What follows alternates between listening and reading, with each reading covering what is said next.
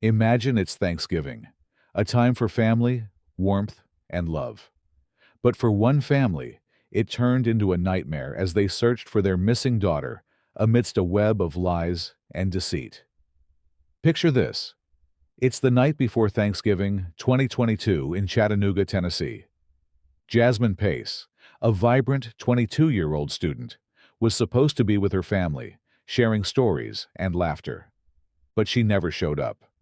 Instead, her mother, Katrina, received a text from her daughter's phone saying Jasmine would spend the holiday with a friend. Something felt off, but who could blame a young woman for wanting to grieve her grandmother's recent passing in her own way? Yet, as the day wore on, that text message morphed from a simple excuse into a chilling sign.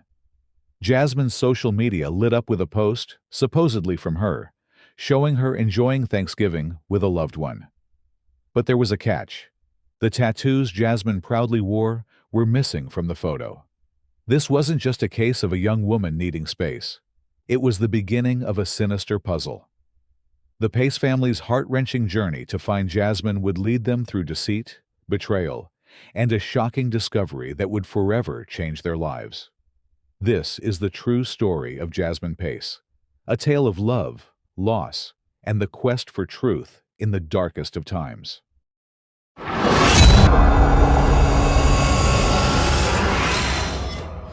Jasmine Pace was your typical 22-year-old, full of life, heading to community college, and dreaming big about her future.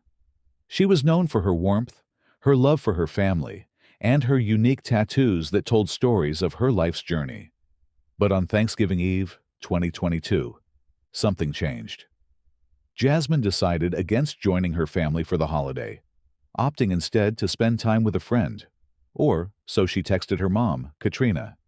It was the last message Katrina received from her daughter. Jasmine wrote she'd be staying at Emma's for the week, which, given her recent grief over her grandmother's death from cancer, seemed understandable. But there was a nagging feeling in Katrina's gut that something wasn't right. Fast forward to Thanksgiving Day, and the mystery deepens. Jasmine's social media account, usually filled with her adventures and thoughts, posted something odd. The post read, "Enjoying Thanksgiving with my baby," accompanied by a photo that was meant to show happiness.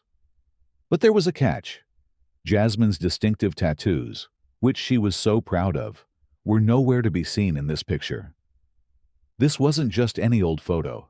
It was clear it had been taken months before, when Jasmine didn't have those tattoos. The outfit she wore in the picture was far more revealing than anything she'd normally share online. It was out of character, out of sync with who Jasmine was. Katrina's heart sank. This wasn't her daughter's doing. Someone was out there, pretending to be Jasmine. The photo, the missing tattoos, the untimely post, all these pieces didn't fit together. It wasn't just the inconsistencies. It was the chilling realization that Jasmine might not be safe. Each second that passed without contact from Jasmine turned the family's worry into full-blown panic. They started reaching out to friends, to Emma, only to find out that Jasmine had never planned to stay there. The text message was a lie, a cover-up, but for what? The questions started piling up. Where was Jasmine? Was she okay? And who was behind this web of deceit that was slowly enveloping the Pace family? The search for answers was about to take them into a nightmare they never imagined could touch their lives. As the realization hit that something was terribly wrong, Katrina Pace was not about to sit idly by. She knew her daughter, knew her heart, and knew this wasn't just Jasmine needing some time alone. Katrina remembered the My Chevy app on her phone, a tool that could trace Jasmine's car. With trembling hands, she opened the app, and there it was. Jasmine's white Chevy Equinox, parked at a condo complex on Mountain Creek Road. Katrina, along with Jasmine's dad, Travis, rushed there, their hearts pounding with a mix of hope and dread. But when they arrived, the car was there, sitting cold and empty, with no sign of Jasmine. The driver's seat was pushed back, indicating someone much taller than Jasmine's petite frame had been driving at last. Meanwhile, friends and family members had been receiving messages from Jasmine's phone, all saying the same thing. She wanted to be alone. But as the hours stretched into days, these messages began to feel hollow, fraudulent. How could Jasmine, who loved her family so much, suddenly want to cut off all communication? With each passing moment, the police were called, but initially, they saw no immediate signs of foul play. Jasmine was an adult, and adults sometimes choose to disappear for a while, right? But Katrina and Travis knew better. They couldn't wait for official channels. They needed to find their daughter now. They took matters into their own hands, knocking on every door at the condo complex, asking if anyone had seen Jasmine or knew anything. No one had, but they weren't ready to give up. Katrina dug deeper, going through Jasmine's phone records, which she could access because they were on a family plan. She noticed one number that Jasmine had called for over an hour on the night she disappeared. Calling this number, Katrina connected with Chen, a young man Jasmine had been dating from the University of Tennessee at Chattanooga. His responses were vague, his concern lacking, and his story didn't match the phone records. Katrina's instincts screamed that he knew more than he let on. Despite their pleas, the police seemed hesitant, treating Jasmine's case more like a runaway than a missing person in danger. Frustrated but undeterred, Katrina and Travis continued their search, combing through every piece of evidence they could find, every clue that might lead them to their daughter. Their journey was becoming not just a search for Jasmine, but a battle against time, against an indifferent system, and against a creeping fear that they might be too late. The night after Jasmine disappeared, Katrina's phone buzzed with a message she'd never forget. It was from Jasmine's phone, but there were no words, just a location pin sent at 2:18 a.m. This wasn't like Jasmine at all, especially not in the dead of night. Katrina's heart raced. This could be the clue they desperately needed. Following the pin, they ended up at an apartment complex on Tremont Street. The building was quiet, the night dark, but the urgency in Katrina's heart propelled her forward. They knocked on doors, asking about Jasmine, but one apartment, number 210, stood silent, its occupant unknown to them. Neighbors mentioned hearing a disturbance from that direction around the time the pin was sent. With a mix of fear and hope, Katrina and Travis managed to get inside apartment 210. What they found turned their hope into horror. There, on the kitchen counter, was Jasmine's travel bag. In a drawer, they found her driver's license and credit cards. The apartment belonged to Chen, the last person Jasmine had called. But it wasn't just her belongings that spoke volumes. The place showed clear signs of a struggle. Bloodstains were visible on the hardwood floor, absorbed into the grooves. There were spatters in the bathroom and on the bedroom carpet. Furniture seemed to have been moved around, as if someone had tried to hide something. The abundance of cleaning supplies out in the open suggested more than a regular cleanup. It looked like someone had tried to erase evidence. A kitchen knife lay ominously on the bed, and in the living room, tiny fragments of broken glass littered the floor. Katrina felt her heart might stop. This wasn't just a place Jasmine had visited. It was a crime scene. The cleaning supplies, the moved furniture, the blood, all pointed to a grim reality. Someone had tried to cover up what happened here, and all signs were pointing towards Chen.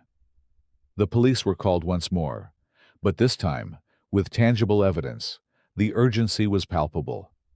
Katrina knew in her bones that this was where Jasmine had last been, where her nightmare had begun.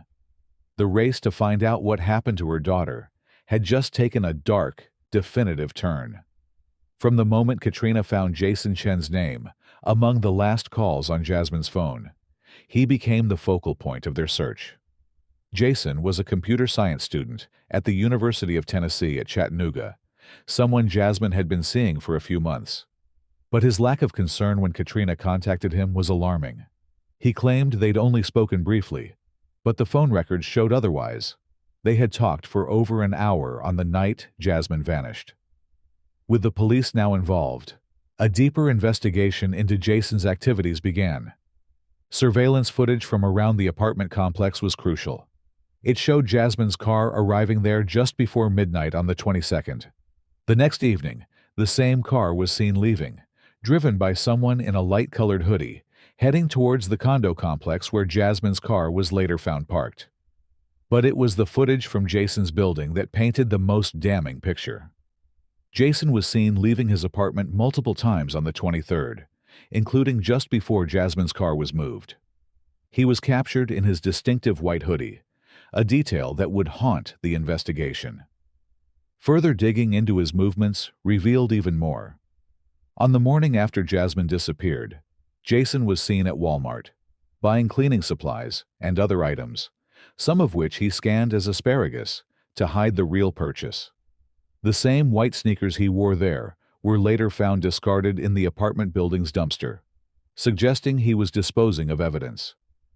Later that day, another trip to Walgreens for paper towels further indicated an attempt to cover up something horrific. But the most chilling piece of evidence was caught on camera.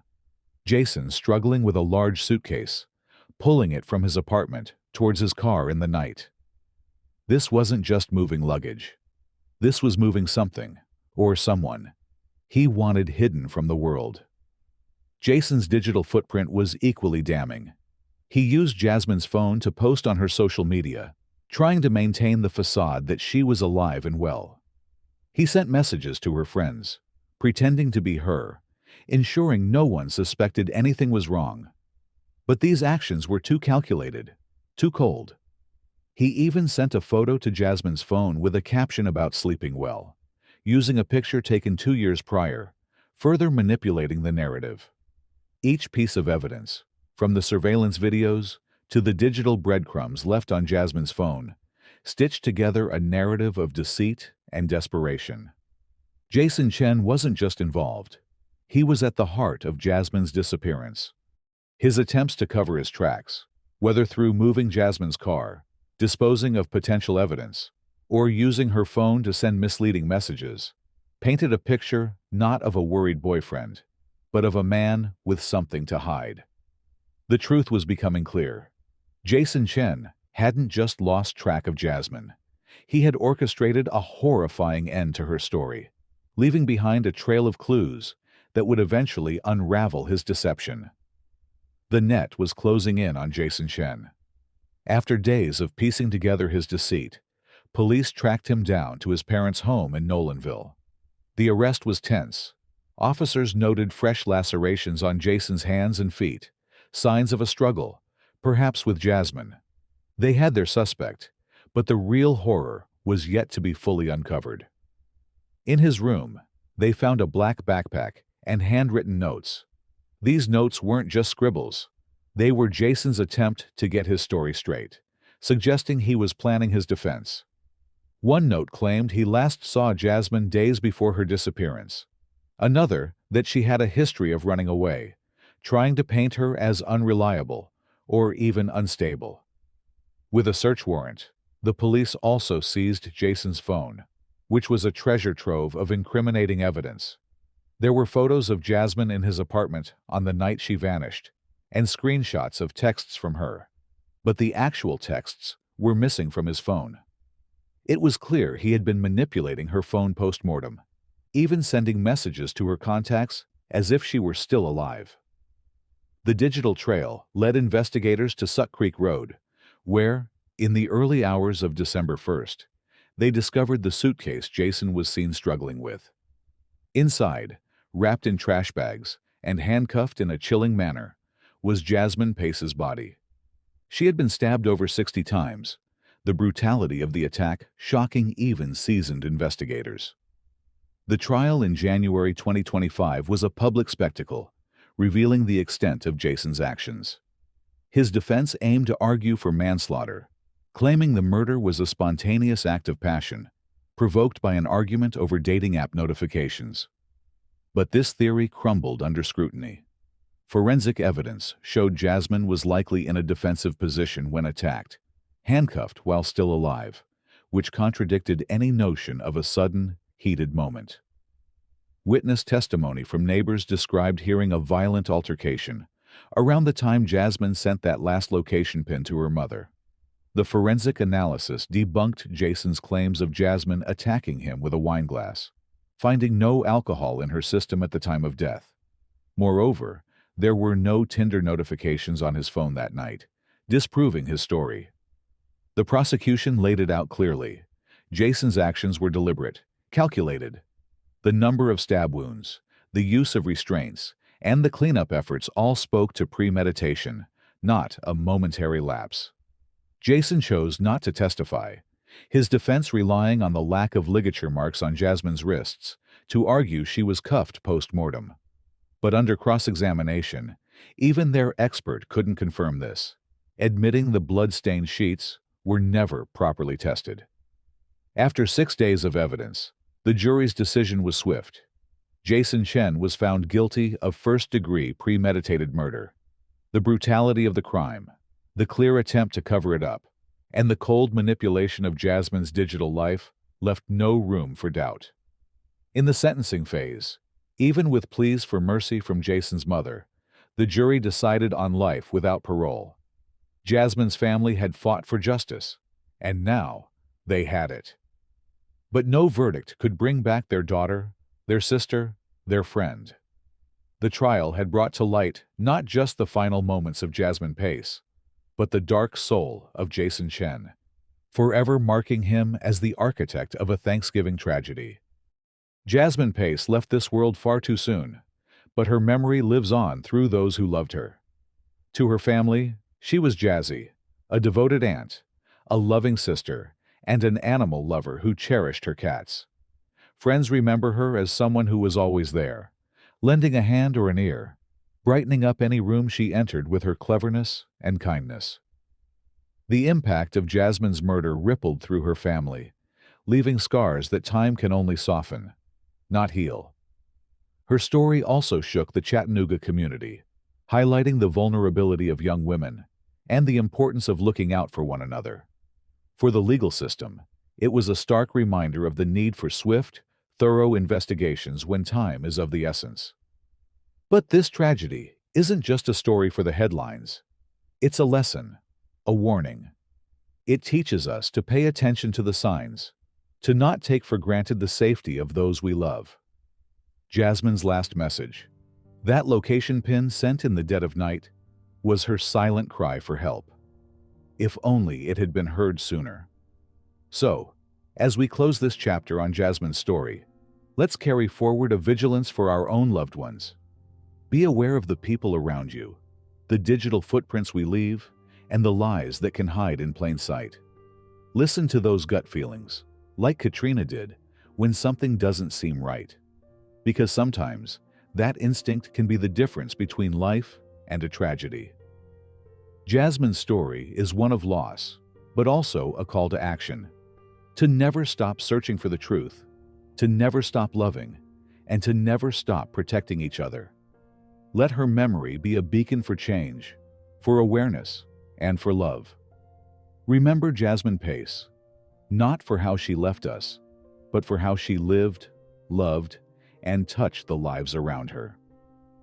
Thank you for joining us on this heart-wrenching journey into the life and tragic end of Jasmine Pace. If you've been touched by her story, please hit that like button, share this video with others, and subscribe to our channel for more true crime narratives that need to be told. Remember, behind every case like Jasmine's, there are real people, real families, enduring unimaginable pain. These stories remind us of the human cost of crime and the relentless pursuit of justice. Let's keep the memory of those like Jasmine alive by striving for a world where justice isn't just a hope, but a reality.